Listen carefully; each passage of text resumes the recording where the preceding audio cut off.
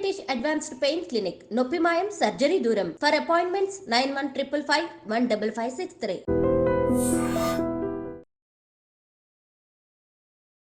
Hi guys, welcome to I dream. నేను మీ చాణక్య. పుష్ప గురించి రికార్డులు ఎక్కడ పడితే అక్కడ, ఎక్కడికి వెళ్ళినా బ్రేక్స్ పడుతూనే ఉన్నాయి. మొన్న పాట్నాలో ఎలాంటి బ్రేక్ చూసాము కదా. మరి ఎంతోమంది ప్రేక్షకులు వచ్చారు. అలాగే చెన్నైకి వెళ్ళిన తర్వాత కూడా ప్రేక్షకులు తండోపతండాలుగా వచ్చారు. కానీ చెన్నైలో జరిగిన ఈవెంట్లో మాత్రం ఒక కాంట్రవర్సీ లేవనెత్తింది. అది ఎవరో కాదు, మరి మ్యూజిక్ సెన్సేషన్, మ్యూజిక్ డైరెక్టర్ అయిన డిఎస్పి. అసలు ఎందుకు అంత కోపం వచ్చింది, ఆ కాంట్రవర్సీ ఇంత పెద్దగా అవడానికి గల రీజన్ ఏంటి, అసలు డిఎస్పికి కోపం ఎందుకు వచ్చింది అనే దాని గురించి కూడా ఇప్పుడు మనతో మాట్లాడదాం. మనతో మాట్లాడడానికి ఇప్పుడైతే ఫిలిం క్రిటిక్ మరియు సీనియర్ జర్నలిస్ట్ భరద్వాజ్ గారు ఉన్నారు. ఆయనతో మాట్లాడదాం. సార్ నమస్తే. సార్ నమస్తే సార్. పుష్ప గురించి అందరూ అని హైప్ ఎక్కించుకుంటూ అరే మూవీ ఎప్పుడు వస్తుందని చెప్పేసి అనుకుంటూ ఆ టైప్లో ఉన్నారు. కానీ మొన్న చెన్నైలో జరిగిన ఈవెంట్లో కానీ అందుకు మ్యూజిక్ డైరెక్టర్గా వర్క్ చేసిన డిఎస్పి మాత్రం కొంచెం అంటే కోపంగా రొసరొసలవుతూ మరి యలమంచిలి రవి గారి మీద కోప్పడ్డారు. ఏంటి దానికి కారణం ఏంటి? ఇండస్ట్రీ మొత్తం అదే ఇప్పుడు టాక్ నడుస్తోంది. అంటే ఈ నేపథ్యంలో గతంలో దేవిశ్రీతో చేయించుకుని విడాకులు ఇచ్చినటువంటి డైరెక్టర్ల చిట్టా బయటకు తీసి మాట్లాడుకుంటున్నారు. యా, అంటే త్రివిక్రమ్ శ్రీనివాస్ మొదట్లో దేవిశ్రీతో కొనసాగాడు, తర్వాత ఆయన వేరే మ్యూజిక్ డైరెక్టర్ షిఫ్ట్ అయిపోయాడు. అలాగే బోయపాటి తను దేవిశ్రీతో కొనసాగి వేరే మ్యూజిక్ డైరెక్టర్కి షిఫ్ట్ అయిపోయాడు. ఇలా వరుసగా ఎంతమంది షిఫ్ట్ అయ్యారు దేవిశ్రీ నుంచి అనేది ఒక లిస్ట్ ప్రిపేర్ చేసి ప్రపంచంలో మాట్లాడుకుంటున్నారు. ఇది ఎందుకు జరిగింది అంటే ఈ సినిమాకి సంబంధించి పర్టికులర్గా ఇప్పుడు సుకుమార్ కూడా అదే బాటలో వెళ్ళబోతున్నాడు అనేది చర్చ. అదే జరగబోతుందేమో అనిపిస్తుంది సార్. అనిపిస్తోంది. కానీ ఆయన నెక్స్ట్ చేయబోతున్న సినిమా రామ్ చరణ్తో. ఆ సినిమాకి సంబంధించి ఆల్రెడీ ఒక ప్రకటన చేశారు. అందులో మ్యూజిక్ డైరెక్టర్గా దేవిశ్రీ పేరే మాట్లాడాడు ఆయన. కాబట్టి ప్రస్తుతానికైతే ఆ డిస్టర్బెన్స్ కనిపించటం లేదు. ఉంటే ఉండొచ్చు కూడా. అంటే ఆయన పుష్ప వేదిక చెన్నైలో మాట్లాడిన సందర్భంలో నాకు కొంచెం టైం ఇచ్చుంటే నేనే చేసేవాడిని అన్నాడు. కానీ వీళ్ళ ప్రెజర్లో వీళ్ళు ఉన్నారు ప్రొడ్యూసర్లు. ఇప్పటికీ ఆ సినిమా చిత్రిక నడుస్తోంది, ఇప్పటికీ దాన్ని చెక్కుతున్నారు. ఇంకా పూర్తిగా పనులు కాకపోవడం వల్లనే సుకుమార్ ప్రీ రిలీజ్ ఈవెంట్లో ఎక్కడ కనిపించడం లేదు. అంటే ప్రింట్ రెడీ చేయటం మాత్రమే కాదు, దాన్ని ఎన్ని భాషల్లో రిలీజ్ చేస్తున్నారు, అన్ని భాషల్లోనూ అన్ని పనులు కంప్లీట్ అవ్వాలి. కంప్లీట్ అయ్యి 5వ తారీఖు తెర మీద బొమ్మ పడాలి. ఈ పనిలో ఉన్నారు ఆయన. అయితే ఇది ఇలా 3 ఏళ్ళు నడిచింది సినిమా.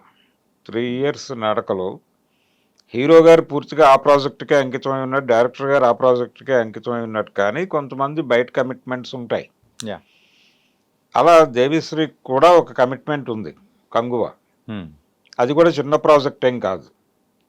అది కూడా సూర్య తన్ని తాను పాన్ ఇండియా మార్కెట్లోకి ప్రవేశపెట్టుకోవడం కోసం చేసిన వెంచరే. దానికి ఎక్కువ టైమే కేటాయించాల్సిన అవసరం ఉండొచ్చు, తనకి వచ్చి ఉండొచ్చు. ఆ పని ఈ పని ఇవి రెండు ప్యారలల్గానే నడిచినాయి. పుష్ప 2 అలాగే కంగువ. దీంతో పాటు తను కొన్ని స్టేజ్ షోస్ కమిట్ అయి ఉన్నాడు. ఈ హడావిడిలో అంటే ఇతనికి ఉన్నటువంటి ఇతరేతర పనులలో ఈ పని అవుతుందా అవదా, రిలీజ్ డేట్ దగ్గరకు వచ్చేస్తుంది అనేటువంటి ఆందోళనతో వాళ్ళు 3 మ్యూజిక్ డైరెక్టర్లను ప్రవేశపెట్టారు. ఒక మ్యూజిక్ డైరెక్టర్ అయితే బహిరంగ వేదిక మీద నేను పనిచేసిన మాట వాస్తవమే అని కమిట్ అయ్యాడు ఆయన. డాకు మహారాజ్ మ్యూజిక్ డైరెక్టర్ అయిన తమన్ను ఆ డాస్ మీద చెప్పాడు, నేను పని చేశాను, చాలా పని ఉంది అక్కడ, ఒక భాగం అయితే నాకు ఇచ్చిన పార్ట్ నేను కంప్లీట్ చేసి వచ్చేసానని చెప్పాడు ఆయన. ఆ మిగిలిన భాగాన్ని ఇంకొక 2 మ్యూజిక్ డైరెక్టర్లు కంప్లీట్ చేశారనేది ప్రపంచానికి తెలిసిన విషయం. ఇది పరిస్థితి. సో కొన్ని పెద్ద ప్రాజెక్టులకి ఎక్కువ మంది పనిచేయాల్సి ఉంటుంది. అయితే పాటలన్నీ ఇతనే చేశాడు, బ్యాక్గ్రౌండ్ స్కోర్కి సంబంధించి మాత్రమే. అలాగే బీజిఎం గురించి మాట్లాడుతున్నారు, కానీ ఏ సినిమాలోనైనా బీజిఎం ఒకటే ఉంటుంది. బ్యాక్గ్రౌండ్ స్కోర్ వేరు, బీజిఎం వేరు, రెండింటిని కలిపి మాట్లాడుతున్నారు. సో ఈయన చేసిందే ఉంటుంది, దేవిశ్రీ డిజైన్ చేసిందే. అయితే ఇక్కడ వినిపిస్తున్నది ఏంటంటే కంగువాకు సంబంధించి ఆయన చేసినటువంటి బీజిఎం ఎఫెక్టివ్గా లేదు అని. అందుకని తమన్తో అది కూడా చేయించుంటారు. అందుకని కొంచెం ఎక్కువ హర్ట్ అయ్యాడు ఇతను దేవిశ్రీ అనేది వినిపిస్తున్న మాట. ఇంకోటి ఏంటంటే బయట వినిపిస్తున్నది కూడా అంటే పుష్ప 1కి అయితే సో మొత్తం తనే చేసి మరి మంచి క్రెడిట్ అనేది కూడా హిట్ వచ్చింది, దానికి తగ్గట్టు మ్యూజిక్ డైరెక్టర్గా తనకు కూడా మంచి పేరు వచ్చింది. మరి ఆ మూవీ కూడా నేషనల్ లెవెల్లో ఒక పెద్ద హిట్ అయిపోయింది. 2 అంతకు మించిన హైప్ అనేది వచ్చింది. ఇప్పుడు ఇంతమందిని మ్యూజిక్ డైరెక్టర్ని ప్రవేశపెట్టడంతో సో ఆ క్రెడిట్ తనకు కాకుండా మిగతా వాళ్ళతో పంచుకోవాల్సి వస్తుందనే భయంతో కూడా అని ఉండొచ్చు. బాధతో కూడా మాట్లాడాడు ఆయన. అంటే నాకు కొంచెం టైం ఇచ్చుంటే అనేది, అది అన్ని సందర్భాల్లోనూ కుదరకపోవచ్చు. అంటే ఇలాంటి ప్రాజెక్టుల విషయంలో తను కూడా ఇతర పనులు మానుకుని అక్కడ ఉండాల్సిన పరిస్థితి వస్తుంది.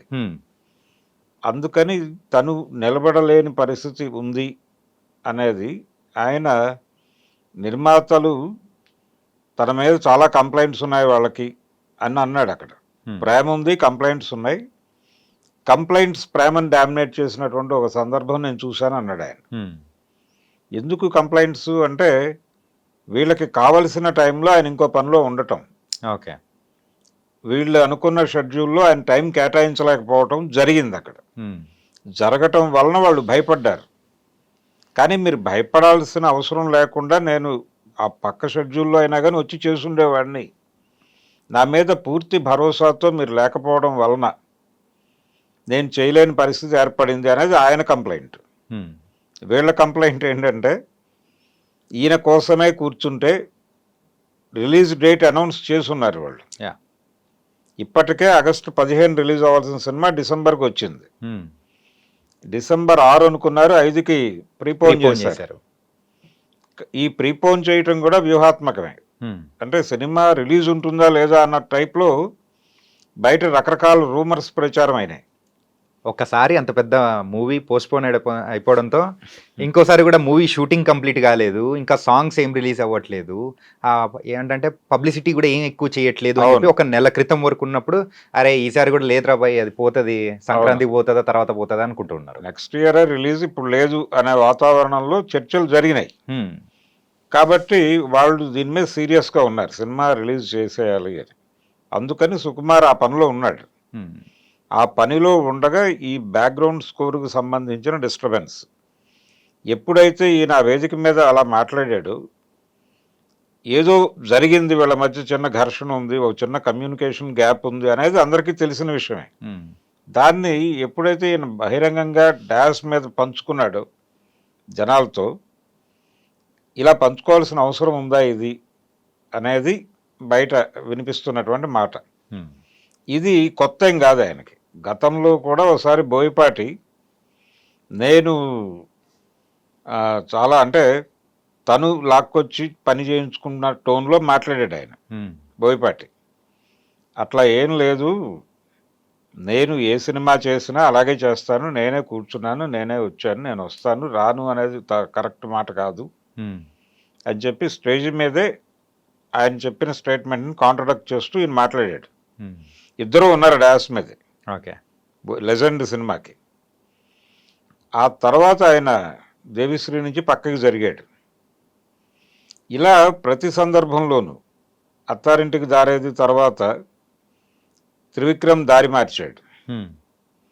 ఇలా ప్రతి డైరెక్టరు, ఈయనతో ట్రావెల్ అయిన ప్రతి డైరెక్టరు దారి మారుస్తున్నాడు. మార్చడానికి ముందు ఒక డిస్టర్బెన్స్ జరుగుతోంది.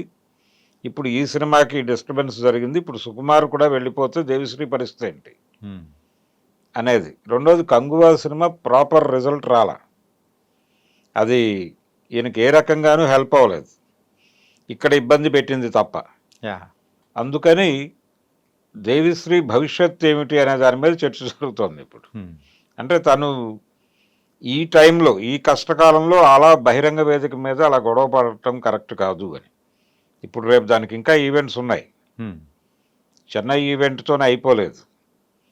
ఈ తర్వాత ఈవెంట్స్లో ఆయన కనిపిస్తాడా లేదా అనేది వినిపిస్తుంది. రేపు అంటే ప్రొడ్యూసర్లు ప్రాజెక్టు దాని ఇంటిగ్రిటీ ఇబ్బంది పడుతుంది కాబట్టి ఆయనతో ఘర్షణ పడే పద్ధతిలో ఆయన మాట్లాడింది కొంచెం కాంట్రవర్సీ అయింది, కానీ దాన్ని కూడా సినిమాకు ఉపయోగపడే పబ్లిసిటీగానే వాళ్ళు భావించవచ్చు. ఓకే, భావించి ఫర్దర్గా ఈ గొడవని పెంచడం ఈ ప్రాజెక్ట్ వరకు. తర్వాత ఏంటనేది వేరే గొడవ. అంటే మైత్రి మూవీ మేకర్స్తో వచ్చేటువంటి తర్వాత సినిమాల్లో దేవిశ్రీ ఉంటాడా లేదా అనేది పక్కన పెట్టేస్తే ఈ ప్రాజెక్ట్ ఇంటిగ్రిటీని ఇబ్బంది పెట్టే ప్రయత్నం వాళ్ళైతే చేయరు. నెక్స్ట్ ఈవెంట్స్లో ఆయనతో మాట్లాడించే ప్రయత్నమే చేస్తారు. అంటే మేమందరం ఒక్కటిగానే ఉన్నాము అనే ఒక ఇండికేషన్ ఇచ్చే ప్రయత్నం అయితే జరుగుతుంది. మిగతా ఈవెంట్స్ అయితే 4-5 ఉన్నాయి కాబట్టి అందులో ఎక్కడో చోట అందులో మాట్లాడిస్తారు. ఓకే, మాట్లాడిస్తారు. ఆల్రెడీ పాటలన్నీ ఆయన చేసినవే. అంటే ఈ ప్రభావం వలన ఇప్పుడు ఆ పాట మీద కూడా ఒక డివైడ్ టాక్ మొదలైంది. ఐటమ్ సాంగ్ సుకుమారు అనగానే న్యాచురల్గా ఒక హైప్ వస్తుంది. అంటే దాని మీద చాలా ఎక్స్పెక్టేషన్స్ ఉంటాయి జనాలకి. అంటే అమలాపురం నుంచి మొదలైంది ఇది.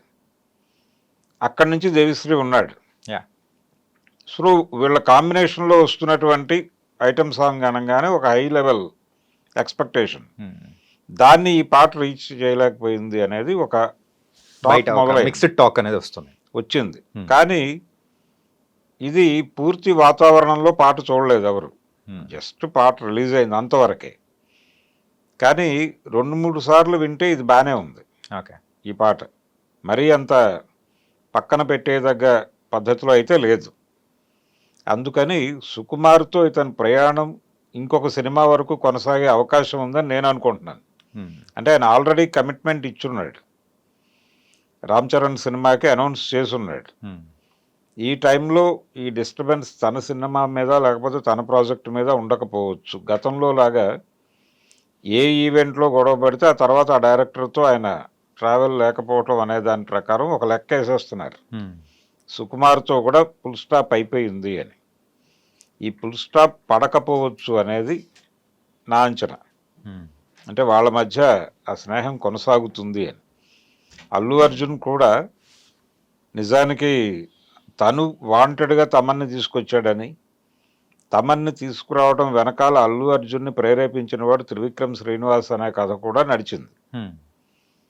దానిలో కూడా వాస్తవం లేదు అని చెన్నై ఈవెంట్లోనే చెప్పుకున్నారు వీళ్ళు. ఇలా ఒక్కొక్క పుకారుని పక్క గెంటి ఇంటిగ్రిటీ కాపాడుకునే ప్రయత్నం చేస్తున్నారు. ఈ ప్రయత్నం ఇలా కొనసాగుతుంది. నెక్స్ట్ వెంచర్లో సుకుమార్ పరిస్థితి ఏంటనేది అప్పుడు డిసైడ్ అవుతుంది. దేవిశ్రీకి ఎవరితో గొడవ జరిగినా కానీ అదృష్టం మాత్రం తమనికే దక్కుతుంది సార్.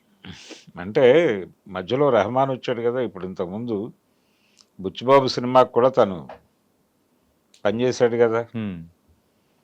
ఆ తర్వాత ఇప్పుడు రెహమాన్ వచ్చాడు రామ్ చరణ్తో చేస్తున్న ప్రాజెక్టుకి. ఇలా రకరకాల ఉదాహరణలతో రకరకాల కథనాలు సర్క్యులేషన్లోకి వచ్చేసినాయి. ఇప్పుడు దేవిశ్రీ ఒక కాంట్రవర్షియల్ క్యారెక్టర్ కింద మారింది.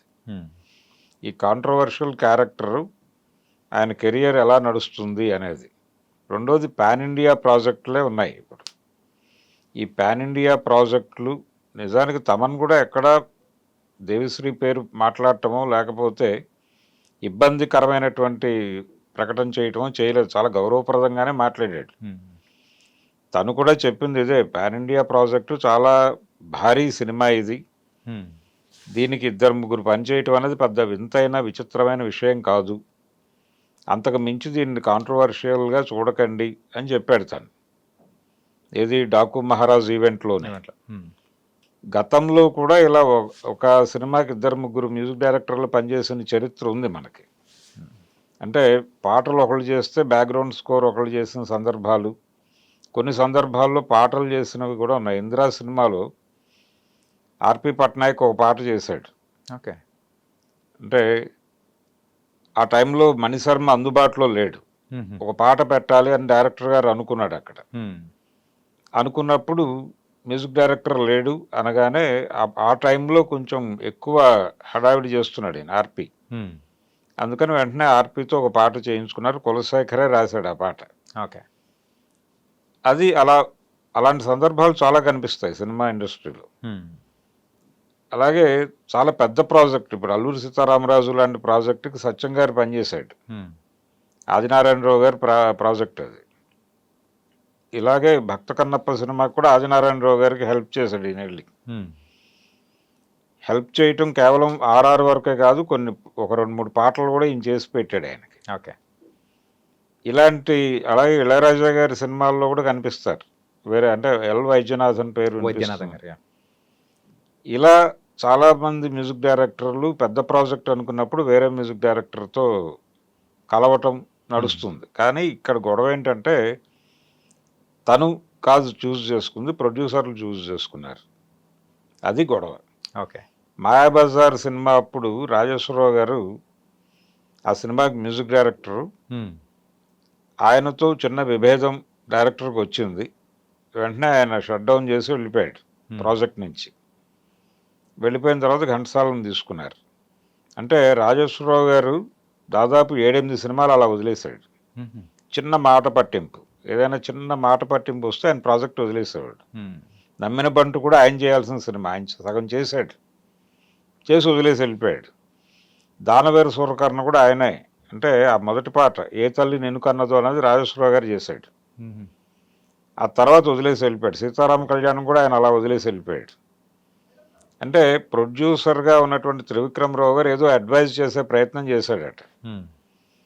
చేస్తే ఆ మర్నాడు ఆయన మ్యూజిక్ సిట్టింగ్కి రాకపోతే ఎన్టీఆర్ ఫోన్ చేశాడు ఆయన ల్యాండ్ లైన్కి. చేస్తే మీ తమ్ముడు గారు పెద్ద సంగీత విద్వాంసుడు అండి, ఆయనతో మ్యూజిక్ చేయించుకోండి అని పెట్టేశాడు ఫోన్. ఆ తర్వాత ఆయన పెండ్యాల నాగేశ్వరరావు పెట్టుకుని చేయించుకున్నాడు. ఆ సినిమాకేమో గాలి పెంచల నరసింహారావు గారితో చేయించుకున్నాడు సీతారామ కళ్యాణానికి. దానవేరు సూరకర్ణకి పెండ్యాల గారితో కంప్లీట్ చేయించుకున్నాడు. ఇలా కొన్ని సందర్భాల్లో మ్యూజిక్ డైరెక్టర్తో వచ్చినటువంటి ఇబ్బంది వలన వేరే సంగీత దర్శకుడిని పెట్టుకుని ప్రాజెక్టులు ముందుకు తీసుకెళ్ళిన చరిత్ర ఉంది మనకి. అయితే ఇక్కడ అలాంటి పరిస్థితే కనిపించింది దాదాపుగా. ఓకే. అంటే దేవిశ్రీ ప్రసాద్ మరో ఎస్ రాజేశ్వరరావు కాబోతున్నాడా ఇండస్ట్రీలో అనేది చూడాలి. ఓకే. ఇందాక కిసిక్ సాంగ్ గురించి మాట్లాడారు కదా, అయిందంటే ఒక డివైడ్ టాక్ వచ్చిందని. ఈ కాంట్రవర్సీ వల్ల దానికి రావాల్సినంత హైప్ రాకుండా ఆగిపోయిందని అనుకోవచ్చా? అంటే దీని ప్రభావం కూడా ఉంది దాని మీద. అంటే జనాలు ఇంకొంచెం ఓవర్ క్రిటికల్గా వెళ్ళారు. ఆ ఓవర్ క్రిటికల్గా వెళ్ళటం వలన అది ఏదో ఉంది పాట అనే అభిప్రాయంగా బయటకు వచ్చింది. ఇది లేకపోతే అది మామూలుగానే వెళ్ళిపోయి ఉండేది. అంటే ఇప్పుడు 2-3 సార్లు వింటే బాగానే ఉంది అనే అభిప్రాయంతో కొంతమంది ఉన్నారు. అది టోటల్గా పుష్ప 2 బ్యాక్డ్రాప్లో దేవిశ్రీ ప్రసాద్ మరో ఎస్ రాజేశ్వరరావు కాబోతున్నాడు అనేది చూడాలి. Nice sir. మరి ఇండస్ట్రీలో ప్రెసెంట్ జరుగుతున్న కాంట్రవర్సీకి అండ్ మీ యొక్క విశ్లేషణ అనేది కూడా చాలా చక్కగా ఇచ్చారు. Thank you so much. Thank you. DSP controversy అసలు దేనివల్ల వచ్చింది, అసలు ఏం జరుగుతుంది ఏంటి, మరి పుష్ప రిలీజ్కి ముందు మళ్ళీ డిఎస్పి మిగతా ఈవెంట్స్లో కనిపిస్తాడా లేదా అనేది కూడా మనం వేచి చూద్దాం. సో మరో ఇంటర్వ్యూతో మళ్ళీ కలుద్దాం. అంతవరకు take care. This is your Chanakya.